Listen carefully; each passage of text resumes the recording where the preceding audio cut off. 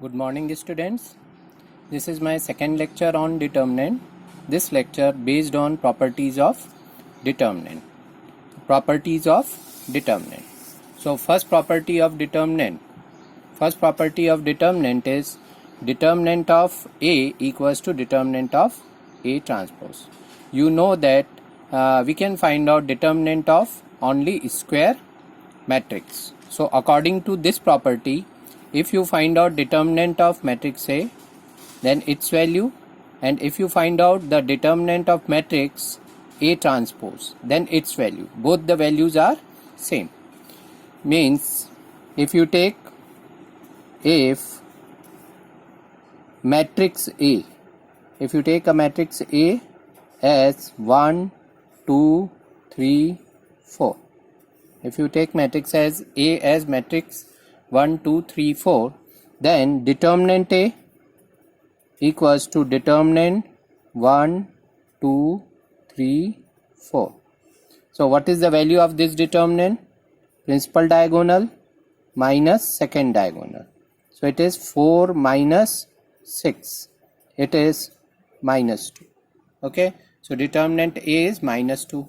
Now, if you calculate A transpose, so matrix A transpose is the matrix obtained by interchanging rows and columns of given matrix. So you write first row in first column, then second row in second column. So this will be matrix A transpose. Okay. Now what will be determinant of A transpose? Determinant of A transpose is 1, 3, 2, 4. So it will be principal diagonal minus second diagonal. 4 minus 6. Again it is minus 2.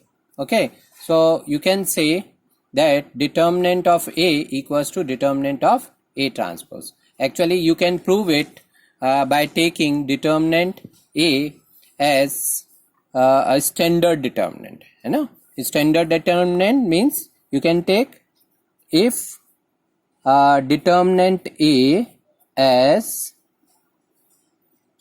A1, B1, C1, A2, B2, C2, and A3, B3, C3. Okay.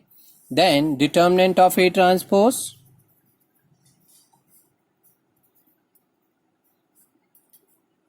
it is, you have to write first row in first column. A1, B1, C1, A2, B2, C2, A3, B3, C3. Now, if you calculate values of these two determinants, then their values will be same. So, determinant A equals to determinant A transpose. So, this is our first property of determinant. Now next property 2.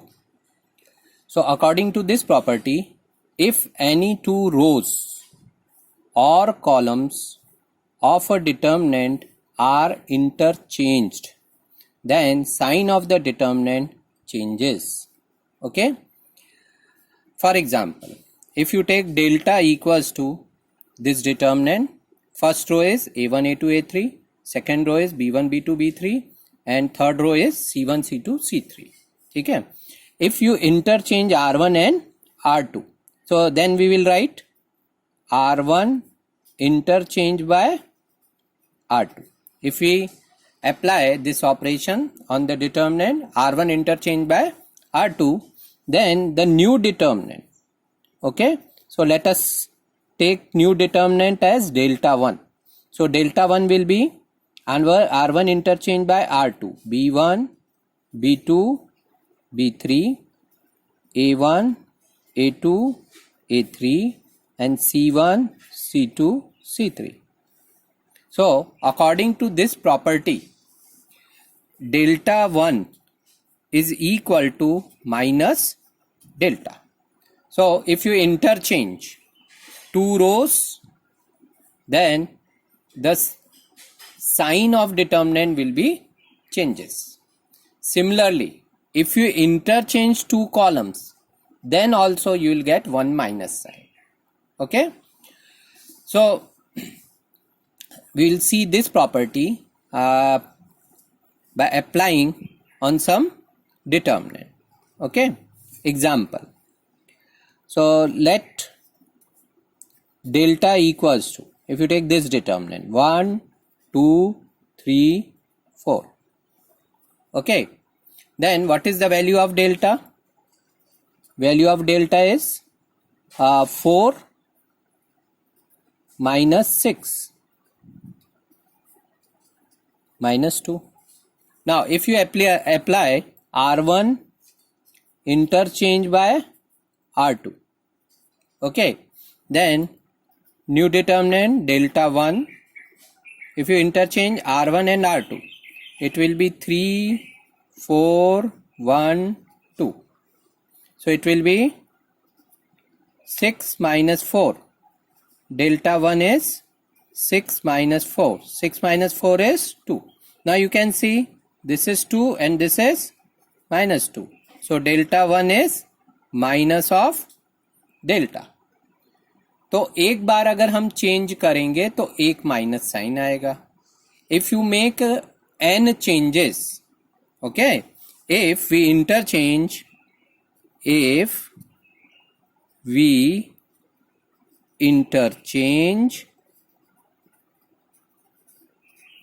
rows or columns, k times, then value of new determinant delta 1 is minus 1 raised to k into delta. So minus 1 power k times original determinant. Okay, so this we have seen the example for row operation. We have make changes in two rows. We are interchanging two rows. If you interchange two columns, then also you will get the same result. Okay, so this was your property number 2. So in property number 2, if you interchange any two rows or any two columns, then the sign of determinant changes. Okay, now next property, third property. Third property says that if any two rows or columns of a determinant are identical, if any two rows or columns of a determinant are same or identical, same means all corresponding elements are same, then the value of the determinant is 0. ठीक है, तो ये बहुत ज़्यादा use भी करते हैं हम इस प्रॉपर्टी को. If you take any two rows of a determinant identical, okay, for example, if you take delta equals to 1, 2, 3, then 4, 5, 6 and again 1, 2, 3. Okay, so according to this rule, the value of this determinant will be 0.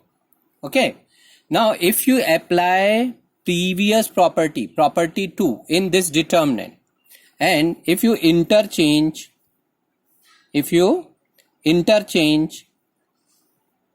R2 and R3, if you interchange R1 and R3, okay, if you interchange R1 replaced by R3, then you will get new determinant delta 1 equals to 1, 2, 3, 4, 5, 6 and again 1, 2, 3. This you will get R1 interchanged by R3. But according to the previous property, if you interchange any two rows, the new determinant should be equal to negative of original determinant. So delta 1 is equal to minus delta. But what we are getting, you can see here, delta 1 is same as delta. So delta equals to delta 1 equals to minus delta, okay, but delta 1 is same as delta, so delta equals to minus delta. So what you are getting here, 2 delta equals to 0. This implies delta equals to 0. So if any two rows or any two columns of a determinant are identical, okay, identical means all elements are same, then the value of the determinant is 0. Okay, now next property, fourth property. So fourth property is that if each element of a row or column of a determinant is multiplied by a constant k, then its value gets multiplied by k. अब देखो ये property जो है matrix के case में और determinant के case में अलग अलग है, ठीक है। तो डिटर्मिनेंट के केस में क्या है, जैसे ये डेल्टा है, the delta is a1 b1 c1 a2 b2 c2 a3 b3 c3. If you take another determinant delta 1 obtained by multiplying each element of first row of delta by k. So delta 1 is k times a1, k times b1, k times c1, a2, b2, c2 and a3, b3, c3. Okay, this is delta 1. Now, if you expand this delta 1, okay, then you know how to expand the determinant. We are expanding it with respect to R1. If I am expanding it with respect to R1, then how to expand it? You have to write elements of R1 with their sign. What is the position of first element? A11. So in this position, the sign we have to take positive. A11 means even position. A12 means odd position. A13 means again even position. So KA1 multiplied by its minor, then minus KB1 multiplied by its minor, plus KC1 multiplied by its minor. So what is the minor of KA1? KA1 का minor हम कैसे निकालते हैं? हमको KA1 का minor निकालना है तो KA1 का कॉलम और KA1 का रो, इसको हमको हाइड करना है। देखो इनको हाइड करने पे हमको क्या मिलता है, B2 C2 और B3 C3. तो यहाँ पे हम लिखते हैं B2 C2 और B3 C3. फिर KB1 ये कौन सी पोजीशन पे है, A12 पोजीशन पे है ना। तो A12 पोजीशन मीन्स 1 + 2 क्या हो गया, 3, ऑड हो गया। तो -1⁻³ से हम मल्टीप्लाई करते हैं ना KB1 को, तो -1⁻³ एक्चुअल में क्या होगा, -1, ये ऑड पोजीशन पे। तो KB1 को -1 से मल्टीप्लाई किया और इसका माइनर देखा हमने, तो KB1 का minor is the determinant obtained by deleting ith row and jth column. So minor of aij is the determinant obtained by deleting ith row and jth column. So minor of KB1, okay, it is in which position, A12 position. So you have to delete first row and second column. Okay, first row और second column को हमको hide करना है। first row और second column को hide करने पे हमको क्या मिलता है, A2 C2 और A3 C3. तो यहाँ पे हम A2 C2 और A3 C3 यहाँ लिख देंगे, A2 C2 और A3 C3. इसी तरीके से KC1 को हमको देखना है, तो KC1 का साइन क्या रहेगा, पॉजिटिव। कौन सी पोजीशन पे है, A13. A13 में 1 और 3 का एडिशन क्या है, 4, इवन है, तो हम -1⁴ से KC1 को मल्टीप्लाई करेंगे और -1⁴ क्या होता है, +1, ठीक है। तो KC1 का माइनर क्या होगा, KC1 का कॉलम और KC1 का रो, इसको हाइड किया तो हमको मिला A2 B2 और A3 B3, ठीक है। अब इसको अगर हम देखेंगे, इस पूरे में से k कॉमन आ जाता है कि नहीं? k कॉमन आ जाता है पूरे में से। अंदर क्या बच रहा है? a1 multiplied by principal diagonal minus second diagonal, b2 c3 minus b3 c2 minus kb1, यहाँ पे a2 c3 minus a3 c2, a2 c3 minus a3 c2 plus kc1, ठीक है, और a2 b3 minus a3 b2, ठीक है, a2 b3 minus a3 b2, ठीक है। अब तुम देखो ये पूरा जो ब्रैकेट के अंदर है ना, ये पूरा यहां से हमने k कॉमन लिया है ना, तो ये k हट जाएगा, k नहीं है यहाँ पे, सॉरी है, यहाँ पे k नहीं। तो ये जो पूरा है ये खुद किसके इक्वल है? इस डिटर्मिनेंट के एक्सपांशन के इक्वल है। इस डिटर्मिनेंट का एक्सपांशन करेंगे ना तो यही आएगा। तो इसको हम बोल सकते हैं k टाइम्स डेल्टा। तो delta 1 equals to k times delta. तो हमने क्या किया? हमने केवल एक रो को k से मल्टीप्लाई किया था, तो डिटर्मिनेंट की वैल्यू किससे मल्टीप्लाई हो गई? k से मल्टीप्लाई हो गई, ठीक है। If you multiply one row of a determinant by k, then the value of determinant gets multiplied by k. Okay. Now if you multiply each row by k, तो यहां भी k, तो ka2 kb2 kc2 और ka3 kb3 kc3, अगर पूरे में k से multiply कर दें हर एक एलिमेंट में, तो हमारा जो न्यू डिटर्मिनेंट होगा वो k⁻³ टाइम्स ओल्ड डिटर्मिनेंट हो जाएगा। कुछ समझ में आ रही बात? ठीक है।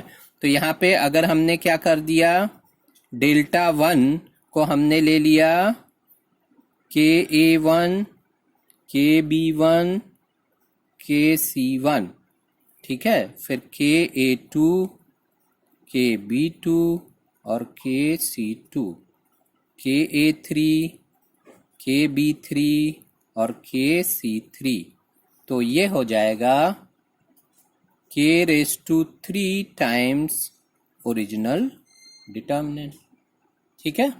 तो ये हो गई हमारी बहुत इंपॉर्टेंट प्रॉपर्टी है। ओके, तो अब अगर तुम ध्यान दोगे कि मैट्रिक्स में क्या होता है जब हम k से मल्टीप्लाई करते हैं। हाँ, अब यहाँ देखते हैं। हमने एक मैट्रिक्स लिया, इफ मैट्रिक्स ए, मैट्रिक्स की बात हो रही, डिटर्मिनेंट की बात नहीं हो रही है, ठीक है। मैट्रिक्स ए लिया हमने, a1 b1 c1, a2 b2 c2 और a3 b3 c3, ये हमने ले लिया मैट्रिक्स ए, ठीक है। Now if you multiply this matrix bye k times a, तुमको मालूम है कभी तुमने मैट्रिक्स ए को 2 से मल्टीप्लाई किया था, तब क्या किया था? मैट्रिक्स 2a निकालना था, then you have to multiply each element by 2. So similarly, if you have to find out matrix Ka, then you have to multiply each element by k. Then it will become Ka1, Ka2, Ka3, then Kb1, Kb2, Kb3, Kc1, Kc2, Kc3. Okay, this is matrix Ka. Now if you obtain determinant Ka, अब यहां ध्यान देना, determinant Ka, ठीक है, where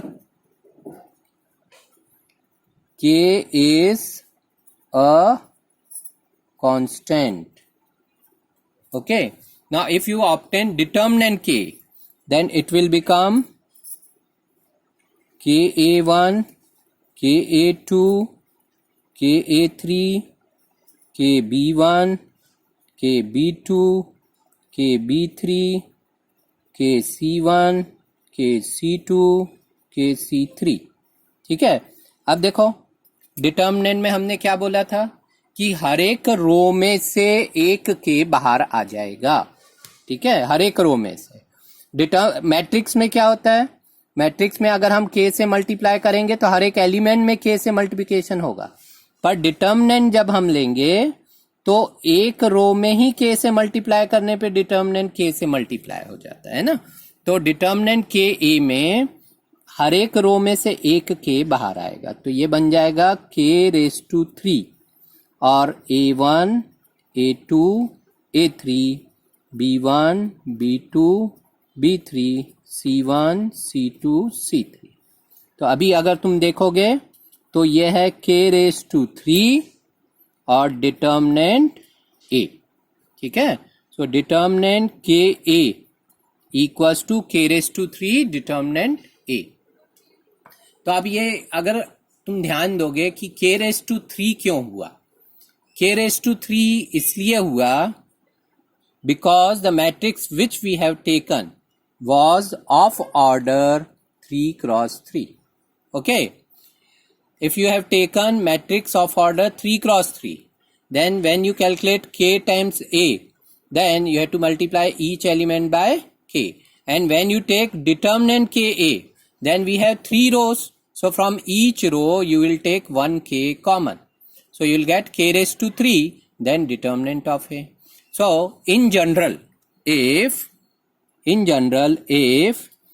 a is a square matrix, a is a square matrix of order n, then determinant of k into a equals to k⁻n into determinant a, where k is a constant and k not equal to 0. Actually it is true for k equal to 0 also. Okay, so this is very important property. So in determinant, if you take a number common, then you have to take common from one row, okay, or one column, ठीक है। तो जब भी हम common लेंगे determinant में तो किसी एक रो से या किसी एक कॉलम से लेंगे, पर जब हम मैट्रिक्स में कॉमन लेते हैं तो हर एक एलिमेंट में से k बाहर आ जाता है, ठीक है। तो ये जरा हमको ध्यान रखना है मैट्रिक्स और डिटर्मिनेंट में जो डिफरेंस है। अब देखो इस प्रॉपर्टी पे बेस्ड एक क्वेश्चन हम करते हैं, okay. Evaluate this determinant.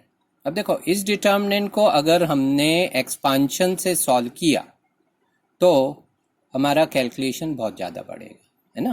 For example if you expand this determinant with respect to r1, then you have to multiply each element of r1 with its minor, okay, with the sign, okay, it depends on the position of the element.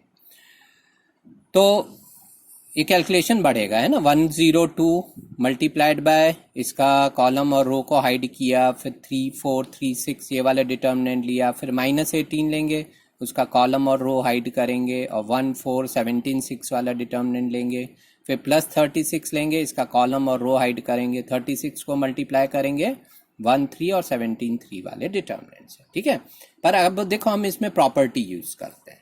अब अगर तुम ध्यान से देखोगे तो ये जो 102 है ये 6 टाइम्स 17 है, ये 6 टाइम्स 3 है, और ये 6 टाइम्स 6 है, और यहाँ 1 3 4 और 17 3 6। देखो ऐसा लिख सकते हैं हम एलिमेंट्स को, ये हो गया।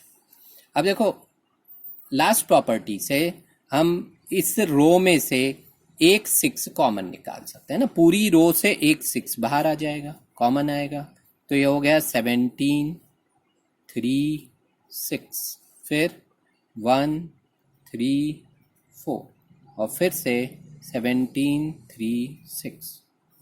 Now you can see that here R1 and R3 they are identical, ठीक है। ये वाली रो और ये वाली रो क्या है, आइडेंटिकल है। So what will be the value of this determinant? Value of this determinant will be 0, because we already know that if any two rows or any two columns of a determinant are identical, then the value of determinant is 0. So it will become 6 multiplied by 0 equal to 0. So when you apply the property, then you will reduce the time of calculation. So this is very important that you apply the property. In all the problems in CBSE, you have to apply the property. You have to solve the problem by applying the property only. Now next and very important property. This is the last property of determinant, and this is very important property, and maximum time we will use this property. Okay.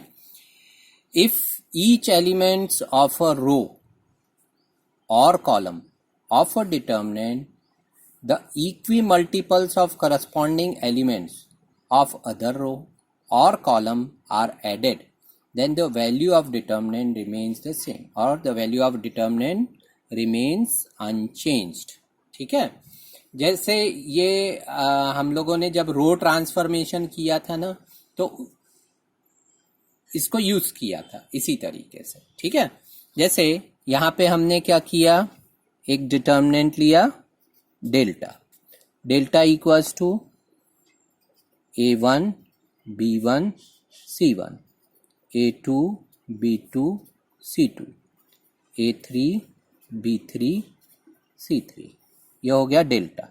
ठीक है, अब इसमें हम क्या करते हैं, मान लो हमने क्या लिया, R1 replaced by R1 plus, see, in any row we can add or subtract equimultiple of some other row. Okay, तो R1 में हम दूसरी रो के करस्पॉन्डिंग एलिमेंट्स के मल्टीपल को ऐड कर सकते हैं या फिर सब्ट्रैक्ट कर सकते हैं. Then the value of determinant remains unchanged. तो देखो R1 में मान लो हमने क्या किया, K टाइम्स R2 ऐड किया. ठीक है, तो जो नया डिटर्मिनेंट बनेगा है ना, K टाइम्स R2 कर दिया, और मान लो हमने एक और कर दिया, L टाइम्स R3 कर दिया, ऐसा भी कर दिया. तो जो नया डिटर्मिनेंट बनेगा वो डिटर्मिनेंट कैसा बनेगा, delta R1 plus K times R2. तो A1 plus K times A2 plus L times A3. ठीक है, B1 plus K times B2, ठीक है, प्लस L टाइम्स B3. फिर C1 plus K times C2 और L टाइम्स C3. ठीक है, और ये है A2 B2 C2 और A3 B3 C3. तो ये जो न्यू डिटर्मिनेंट है, ये जो डिटर्मिनेंट है, इसकी वैल्यू भी किसके इक्वल रहेगी, डेल्टा के ही इक्वल रहेगी. ठीक है, तो ये बहुत इंपॉर्टेंट प्रॉपर्टी है, और इसको हम वेरीफाई भी कर सकते हैं. वेरीफाई कैसे कर सकते हैं, ये जो डिटर्मिनेंट है ये 3 डिटर्मिनेंट में ब्रेक हो जाता है. कैसे ब्रेक होता है, एक्चुअल में बीच में एक प्रॉपर्टी और है डिटर्मिनेंट को ब्रेक करने की प्रॉपर्टी. ठीक है, वो प्रॉपर्टी भी हम देखेंगे. 3 डिटर्मिनेंट में कैसे ब्रेक होगा, A1 A2 A3, B1 B2 B3, C1 C2 C3 plus K times A2, K times B2, K times C2, A2 B2 C2, A3 B3 C3. Okay, plus K times L times A3, L times B3, L times C3, A2 B2 C2, A3 B3 C3. ठीक है, अब तुम ये देखोगे, ये जो second वाला determinant है इसमें से K कॉमन आ जाएगा, और क्या बचेगा, A2 B2 C2 और A2 B2 C2. देखो ये दोनों रो क्या हो जाएंगी, identical. So value of this determinant will be 0. Now you can take L common from this third determinant, and A3 B3 C3, A3 B3 C3, they are identical. So value of this determinant is 0, value of this determinant is 0. So what you are getting, the value of delta. So this will be same as delta. So this is equal to delta only. So this is next property. Property number, देखो बीच में एक property और हमारी छूट गई है ना, property number 5. Property number 5 जिसको हमने प्रॉपर्टी नंबर 6 में यूज भी किया. Okay, if you can express any row of a determinant, जैसे यहाँ पे a1 plus alpha 1, b1 plus beta 1, c1 plus gamma 1, a2 b2 c2, a3 b3 c3. If you can express any row or column of a determinant as a sum of two numbers, then this determinant can be expressed as sum of two determinants. Okay, अब देखो ये determinant किसके equal लिख सकते हैं हम, a1 a2 a3, b1 b2 b3, c1 c2 c3 plus alpha 1 a2 a3, beta 1 b2 b3, gamma 1 c2 c3. ठीक है, so this determinant can be expressed as sum of two determinants. ठीक है, अब यहाँ पे एक बात का हमको ख्याल रखना है, अगर यहाँ पे इसके साथ में मान लो बीटा 1 बीटा, इसको हम लेते हैं अल्फा 1 लिया है, इसको ले लिया हमने अल्फा 2 बीटा 2 और गैमा 2, ऐसा कर दिया. ठीक है, तो अब इससे कितने डिटर्मिनेंट बनेंगे, एक बार में एक ही रो को हम चेंज करेंगे, है ना, दूसरी वाली रो एज इट इज रहेगी. यानी एक बार में हमने R1 को चेंज किया तो यहाँ पे अल्फा 2 बीटा 2 और गैमा 2 एज इट इज रहेगा, है ना, a2 plus alpha 2 plus beta 2 plus gamma 2, ये एज इट इज रहेगा. और ये नेक्स्ट स्टेज में ये ब्रेक होगा. अब नेक्स्ट स्टेज में ये कैसा ब्रेक हो जाएगा, ये ब्रेक होगा a1 b1 c1, a2 b2 c2, a3 b3 c3.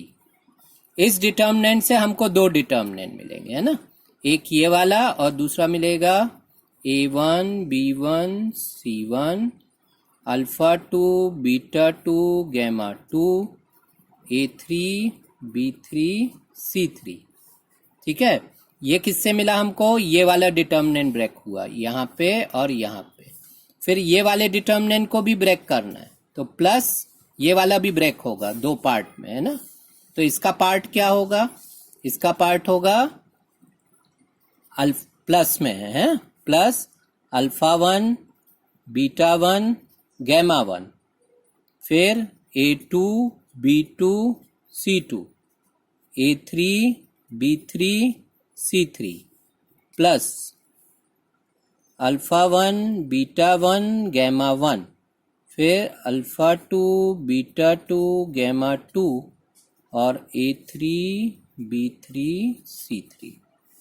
अब देखो इस तरीके से यहाँ पे, है ना, तो इस तरीके से हमको अगर दो रो को, यहाँ पे दो रो में एलिमेंट्स इस तरीके से एडेड है तो ये पूरा डिटर्मिनेंट कितने डिटर्मिनेंट में ब्रेक हुआ, 1 2 3 4 में ब्रेक हुआ.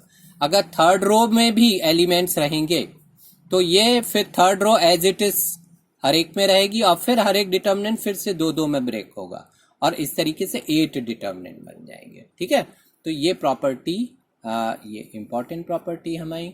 और अभी ये इस लेक्चर में हमने पूरी प्रॉपर्टीज बता दी आपको डिटर्मिनेंट की. अब आपको बुक के एग्जाम्पल सॉल्व करने हैं. ठीक है, एग्जाम्पल सॉल्व करने हैं और नेक्स्ट लेक्चर में हम लोग इसके क्वेश्चन सॉल्व करेंगे बुक के. ठीक है, थैंक यू.